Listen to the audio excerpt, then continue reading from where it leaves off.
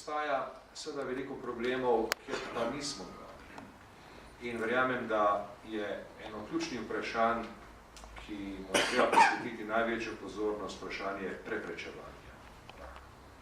O tem lahko govorim z določeno prepričanostjo, in upam tudi z določeno prepričljivostjo. Kot državljan, ki je dosegel starost 58 let, ima za sabo 2 kolonoskopiji. Prva odločitev za to ni bila čisto enostavna, kajti ni se mi zdelo, da sem že v takih letih, da bi moral sprejeti to vrsto preventivnega pregleda.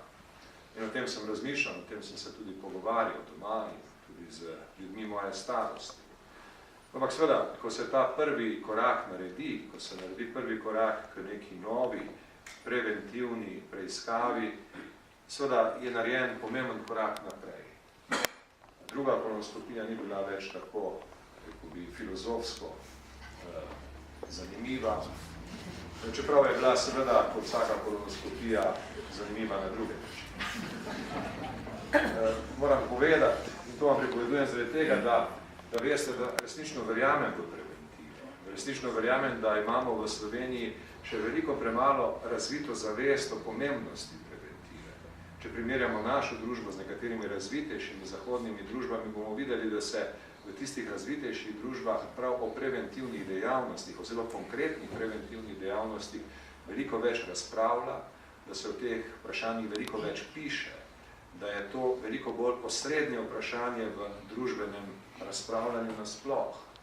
Mi smo družba, ki rada razpravlja o vseh mogočih vprašanjih, nekaterih sedanjih, nekaterih preteklih. Radi razpravljamo o mnogih vprašanjih, ki so v bistvu obrobna. Premalo razpravljamo o vprašanjih, ki so osrednja in ki zadevajo nas vse. Vprašanja javnega zdravja so pri nas pogosto posvečena samo določenemu izboru, določenim vidikom problematike. So premalo celovita in premalo se daje v spredje tiste vidike razpravljanja o našem zdravju, ki zadevajo prav vse. In prevencija je tisto, kar zadeva nas prav vse. Z mojo soprogo Barbaro sva skupaj sprejela pokroviteljstvo nad 2 presejalnima programoma. Moram reči, da program SVIT, v katerem poskušam pomagati, ni dovolj uspešen. Tukaj nekaj rezultatov imamo, pa ti rezultati so še zelo daleč od tistega, kar bi želeli in kar bi morali imeti. In ko razmišljamo o tem programu in kakšnih drugih nalogah, potem je prav, da se vedno spomnimo razvitejših družb, kjer so prav vprašanja prevencije in boja proti raku veliko bolj osrednja vprašanja v vsakršnem javnem razpravljanju.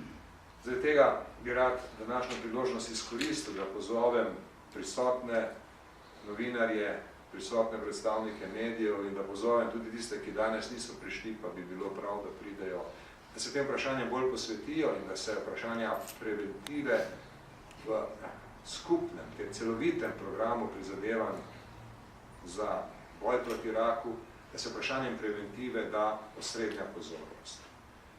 To bi bilo moje glavno sporočilo v mojem pozdravnem nagovoru. Drugo sporočilo, ki bi ga rad dal, je to, da bom seveda tudi v prihodnje z veliko vnemo sodeloval pri teh aktivnostih in če me boste povabili, da pridem in da naredimo kakšno akcijo skupaj, bom to z veseljem naredil. Hvala lepa in veliko uspeha.